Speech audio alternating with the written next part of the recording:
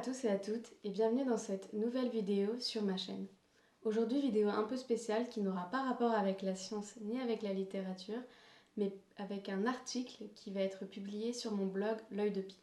Cet article va avoir pour thématique le harcèlement, puisque aujourd'hui, 7 novembre 2019, c'est la journée nationale contre le harcèlement scolaire. C'est un phénomène qui est encore beaucoup trop présent dans les écoles, et qui continue malheureusement aussi en dehors du cadre scolaire, que ce soit au travail, le harcèlement de rue, le cyberharcèlement. Et c'est un phénomène, même si on en prend de plus en plus conscience et qu'il y a beaucoup de choses qui sont faites pour lutter, pour aider les gens à prendre conscience que ça existe et qu'il faut lutter contre ça, que ce n'est pas juste des enfants qui s'embêtent ou voilà, c'est quelque chose de grave. Je trouve qu'il y a quand même du chemin à faire, beaucoup de chemin à faire. Ce ne sera peut-être jamais parfait, mais ce n'est pas le moment de s'arrêter, pas du tout, parce que malheureusement les nouvelles plateformes, les nouveaux réseaux, internet a permis beaucoup de bonnes choses aussi contre le harcèlement, parce qu'on peut diffuser des messages de soutien, d'aide, mais malheureusement a aussi permis au harcèlement de prendre une autre dimension. Et c'est ce dont j'aimerais parler dans mon article. Alors, du cyberharcèlement, mais du harcèlement en général. Alors, ça, c'est surtout dans le domaine scolaire, parce que les témoignages que j'ai pu recueillir de moi-même ou à travers des émissions, des articles, tournent beaucoup autour du milieu scolaire. Et aussi, comme je suis encore étudiante, forcément, c'est quelque chose qui me touche plus et qui va plus toucher mon entourage. Mais aussi, je vais essayer de déborder un peu sur le harcèlement en milieu professionnel, par exemple, ou sur le cyberharcèlement, qui là, par contre, peut toucher peu importe qui vous êtes, quel âge vous avez, ce que vous faites dans la vie. Voilà. C'est un article sur lequel je travaille depuis un an, à peu près. Il devait sortir cet été à la base, mais j'ai pris beaucoup de retard. Et au final, je me suis rappelé qu'il y avait une journée contre le harcèlement vers la fin d'année. Je me suis dit, bah, autant le sortir pour la journée contre le harcèlement. Comme ça, tout le monde sera déjà dans l'ambiance, on est bien et comme ça, on peut tous y réfléchir. Ça n'empêche que ce n'est pas une chose à laquelle il faut réfléchir uniquement un jour dans l'année. C'est quelque chose de très important. C'est quelque chose qui ne se voit pas toujours. Des fois, on a des gens qui sont harcelés et on ne le sait pas. Même si nous, on est attentif, on ne le voit pas forcément. Les harceleurs savent malheureusement très bien s'y prendre parfois. Et donc dans cet article, j'ai essayé de définir ce qu'est le harcèlement d'un point de vue légal déjà, mais aussi d'un point de vue plus concret grâce aux témoignages des victimes, parce que des fois le harcèlement ce n'est pas toujours ce qu'on croit. Il y a des choses qui ne paraissent pas être du harcèlement, mais pourtant qu'ils le sont.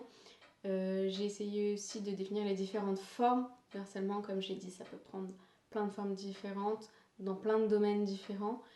Et aussi de voir ce que ressent vraiment la victime, aller au fond des choses d'un point de vue aussi sociologique, voir exactement ce qu'elle peut ressentir, les conséquences que ça a sur le court, mais c'est sur le long terme, parce que malheureusement c'est quelque chose qui peut faire souffrir les personnes très longtemps et c'est très difficile de guérir.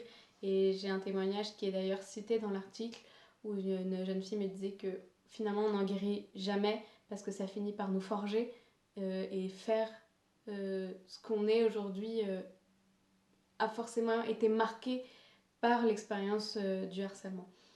Certains témoignages sont assez durs, je trouve. Alors je sais pas si c'est parce que je les ai lus et relus et que parfois si j'ai eu des témoignages de personnes assez proches de moi, mais voilà, c'est les relire encore et encore pour faire l'article m'a pas vraiment mis bien. J'étais. Je suis. C'est limite là, c'est des rires nerveux en fait. C'est tellement désastreux ce que des gens peuvent faire et ce que des gens peuvent subir encore pendant des années. Voilà, c'est. L'article parle de lui-même, donc je vous invite à aller lire. En fait, je vais pas non plus m'étaler pendant des heures, mais voilà, j'espère qu'il vous plaira, que peut-être il vous aidera à prendre conscience de certaines choses. S'il peut vous apprendre des choses, c'est super. N'hésitez pas à le partager. Je demande jamais de partager, de liker ce genre de choses, mais là je vais le faire Pour une fois, je me donne un joker parce que c'est un sujet qui est important, tout simplement. Donc voilà, et comme dit, des fois, les personnes qui n'osent pas en parler, peut-être en voyant les témoignages, vont se dire qu'elles peuvent en parler. Je précise d'ailleurs, je vais mettre mon mail dans la barre de description et il y aura toujours mes réseaux sociaux, que si des personnes veulent témoigner, que ce soit pour que je publie leur témoignage sur les réseaux sociaux en anonyme, vous inquiétez pas, après l'article, je peux le faire.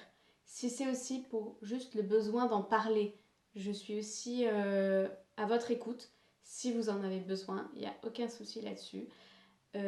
Si vous avez besoin par exemple d'une aide vraiment plus concrète au-delà de juste en parler, je vous invite aussi à vous tourner vers des associations qui sont là pour vous aider. Je mettrai également des liens en description. Il y a des numéros verts qui sont également disponibles parce que voilà, je peux vous écouter, mais comme ça reste un sujet très complexe et je ne suis pas non plus une professionnelle, moi j'apporte une information, mais je ne peux pas non plus... Je ne sais pas vraiment si j'ai la capacité de vous aider à vous en sortir. Donc voilà, n'oubliez pas, l'important c'est d'en parler. Même si c'est pas toujours facile. Et voilà, l'article explique aussi un peu ça. Pourquoi il y a une partie de l'article qui est dédiée à la fameuse phrase qu'on entend souvent: pourquoi tu n'en parles pas? Alors que des fois si, on parle mais on n'écoute pas. La vraie question c'est pourquoi on n'écoute pas. Donc voilà, tout ça est dans l'article. N'hésitez pas à me donner votre avis aussi sur la forme de l'article, parce que si vous me suivez sur les réseaux sociaux, voilà, vous savez sans doute que je souhaite être journaliste. Voilà, c'est mon projet professionnel est de devenir journaliste.